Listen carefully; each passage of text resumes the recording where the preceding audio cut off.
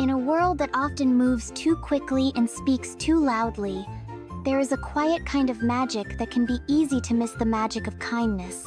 This story is about that magic. It begins with a girl named Luna, a glowing pouch found beneath a playground slide, and a note with a simple message. This bundle is full of kindness. Share it wisely. But what starts as a small discovery soon becomes something much bigger, a journey shared with friends, moments of quiet courage, and the kind of giving that grows instead of shrinking.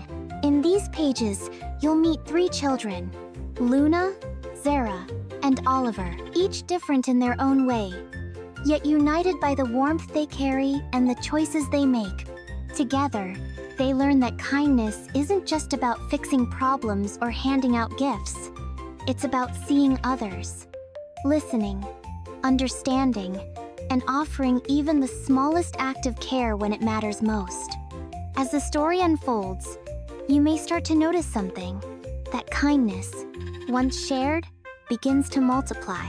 It lingers in hallways, ripples through friendships, and lights up even the darkest corners like little stars that never burn out. Luna and the Bundle of Kindness is a gentle tale for dreamers, doers, and quiet givers.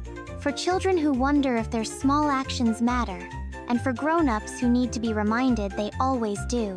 So take a breath, turn the page, and let the light in. You never know what kindness you might carry with you next. It was a bright and golden morning at Meadow Creek Elementary. The sun stretched across the playground, warming the monkey bars and lighting up the painted hopscotch squares. Children's laughter bounced off the walls like music. Luna skipped toward her favorite spot, the twisty green slide tucked between the trees.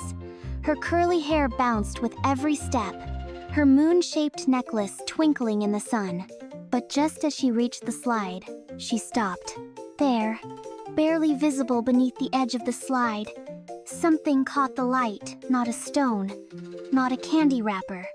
It shimmered faintly. Curious, Luna knelt down and gently pulled it free. It was a small, beige drawstring pouch. Smooth fabric, light as air, and glowing. Her breath caught. She glanced around. No one else seemed to notice. With both hands, she opened the pouch.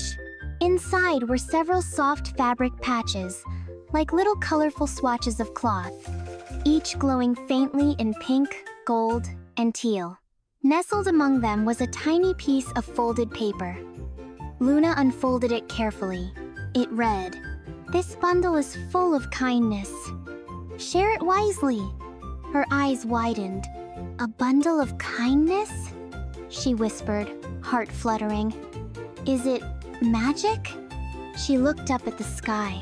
The sun seemed to wink. Luna clutched the pouch to her chest, stood up, and beamed. "I need to show Zara and Oliver," she said aloud, already turning to run. And as she sprinted across the playground, her sneakers kicking up little puffs of dust, the pouch bounced gently in her hand, glowing just a little brighter with every step. Luna found her best friends exactly where she knew they'd be, beneath the old tree by the edge of the schoolyard. Zara sat cross-legged in the grass, sketching shapes in her notebook with bright markers. Her afro puff was full of colorful clips, and her overalls had paint splotches from last week's art class. Oliver was beside her, quiet as usual, nose deep in a book about stars. His green sweater looked extra cozy in the morning breeze, and his glasses were slipping ever so slightly down his nose. "Guys!" Luna called out, breathless and glowing. "You have to see this!" Zara looked up, curious. "What is it?" Oliver closed his book, tilting his head. Luna dropped to her knees and opened the pouch between them. Light spilled out soft and shimmering, like something from a dream. The fabric patches inside sparkled like tiny sunrises. For a moment, none of them said a word. Zara's mouth hung open. "Whoa, it's warm!" She reached out, letting one patch rest in her palm. Her glasses lit up in reflection, and her fingers trembled just slightly. "It's like alive." Oliver touched one gently, and a quiet smile crept onto his face. "It feels Happy, he said, his voice barely more than a whisper. Luna beamed. There was a note. It said to share the bundle wisely. I think we're meant to use them, to help people. The three looked at each other. No giggles, no teasing. Just a moment of shared understanding. Zara sat up straight. So, we give them to people who need them? Oliver nodded. But how will we know who needs one? Luna looked out across the schoolyard. We'll feel it, she said. We'll see it. Just watch. For a while, they sat under the tree, feeling the weight of the moment. Then, as if guided by something bigger than themselves, they each reached into the pouch and took a patch gently, reverently, like it was a promise. Zara tucked hers into her sketchbook. Oliver slipped his into the front pocket of his sweater. Luna held hers against her heart. The wind picked up just slightly. The tree leaves rustled in response. Without another word, they stood. And together, they walked toward the world, each in a different direction, to find someone who needed a little more kindness that day. Zara wandered along the edge of the school building, the glowing patch snug inside her sketchbook. The morning sun had risen higher, and with it came the hum of kids playing, running, shouting across the playground. But not everyone was playing. Zara noticed a shape behind the school's brick wall, someone sitting alone in the shadows, knees pulled tightly to their chest. She paused. It was a girl she hadn't seen before. Her hair fell over her face, and her backpack sat beside her untouched, the zipper still open. She clutched her sleeves like a shield. Zara felt her chest tighten. She didn't know the girl's name, but she knew the feeling. Quietly, she walked around the corner and crouched a few feet away. Hey, Zara said gently. Mind if I draw out here with you? The girl didn't answer, but she peeked out just a little from behind her hair. Zara smiled. I'm Zara. I like sketching, especially when I don't know what to say. The girl blinked, then nodded, almost invisible, but it was there. Zara pulled out her notebook and flipped to a blank page. But before her marker could hit the paper, she paused and reached into the back pocket. Her fingers closed around the glowing pat. It pulsed with warmth, almost like it was waiting. Zara looked at the girl, and then, without a word, she held it out. This, she said softly, is for you. The girl stared, wide-eyed. She reached out slowly and touched the fabric. The glow grew brighter, spilling over her fingers. Her shoulders relaxed. Her mouth parted in the beginning of a smile. For the first time that morning, she lifted her head fully. Thank you, she whispered. Zara sat beside her, side by side now, both quiet. She didn't open her sketchbook again. Not yet. Sometimes, kindness didn't need colors or lines. Sometimes, it just needed a patch. That afternoon, after the final bell rang, Oliver didn't head straight home like usual. While other kids spilled from the school gates, laughing and tossing backpacks over their shoulders, he walked in the opposite direction toward the quiet street with the peeling fences and flower beds lined with pebbles. The glowing patch sat carefully folded in his pocket, close to his heart. It was warmer than it had been earlier that day, as though it knew where he was going. Oliver turned onto Oakleaf Lane and stopped in front of a little red brick house at the end of the block. It had white shutters, a crooked birdhouse, and a wind chime that clinked gently in the breeze. This was Mr. Bennett's house. Mr. Bennett was their neighbor, and someone Oliver liked very much. He didn't talk much at school, but Mr. Bennett always greeted him with a slow smile and twinkling eyes whenever he passed by. But today, the house looked different. The windows were fogged. No smoke rose from the chimney like it usually did, and the curtains were drawn tight. Oliver knocked gently.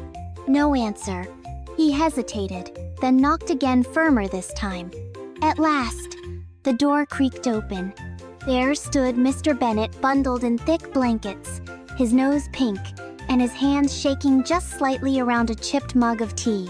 Well now, he said, with a weak smile.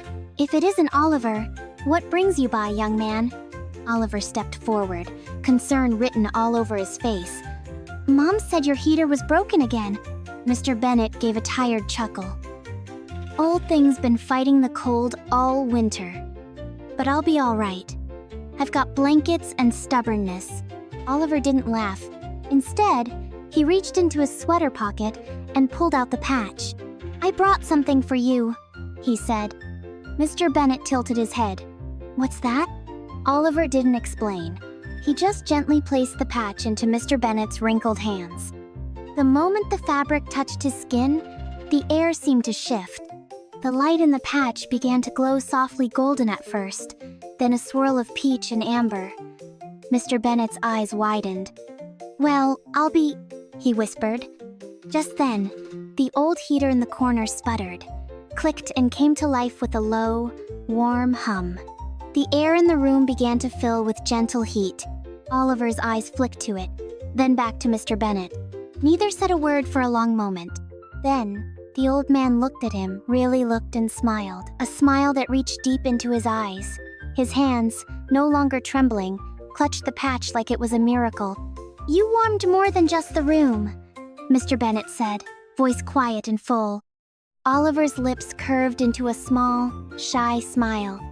He didn't need to say anything. He just nodded once, tucked his hands into his sleeves, and turned to go. But as he stepped outside, the breeze no longer felt sharp. It was gentle now, almost like the warmth had followed him. Back in the house, Mr. Bennet leaned back in his chair, clutching the glowing patch, eyes glistening. And for the first time in weeks, the wind chime by the window didn't sound cold. It sounded like music. That evening, the world grew quiet. The laughter from recess had faded. The school had emptied. The clouds glowed with streaks of lavender and gold as the sun dipped behind the rooftop. In her room, Luna curled beneath her starry blue blanket, the bundle of kindness resting beside her pillow. Her moon pendant felt cool against her skin, and though her body was tired from the long day, her mind wasn't ready to sleep. She stared at the ceiling, replaying the moments from earlier Zara's bravery, Oliver's warmth, the look in the new girl's eyes when she smiled. It was working. The patches, they were real. And whatever magic lived in them, it wasn't just glowing cloth. It was something that lived in each of them, growing stronger when they gave it away. Tap, tap. A soft sound reached her ears. She sat up. It was coming from the room next door. Her little sister, Luna, stepped off the bed, her socks whispering across the floor. She gently pushed open the door and peeked inside. The nightlight glowed in the shape of a crescent moon. On the bed, curled into a ball, was a small girl, eyes open, clutching her stuffed bunny so tight it looked like it might burst. Luna's heart squeezed. Her sister had always been afraid of the dark. Loud noises, strange shadows, even the tick of the clock sometimes sent her scurrying into Luna's bed in the middle of the night. Luna knelt beside her. "Hey," she whispered, brushing a stray curl from her sister's face. "Still can't sleep?" Her sister sniffled, nodding silently. Luna didn't try to explain the dark away. She didn't say it was nothing, or tell her to be brave. Instead, she reached into the pocket of her pajama top and pulled out a single glowing patch. It shimmered, casting a soft pink light across the covers. "Want to try holding this tonight?" Luna asked gently. Her sister's eyes widened. She looked at the patch like it was a fallen star. "What is it?" she asked in a tiny voice. Luna just smiled. "A little piece of kindness. It helped me today. I think it might help you too." Slowly, cautiously, her sister reached out and took the patch in her tiny hands. The moment her fingers touched the fabric, her body relaxed. The glow wrapped around her like a quiet hug. She snuggled under the blanket, now with the patch tucked close to her chest. Within seconds, her breathing slowed.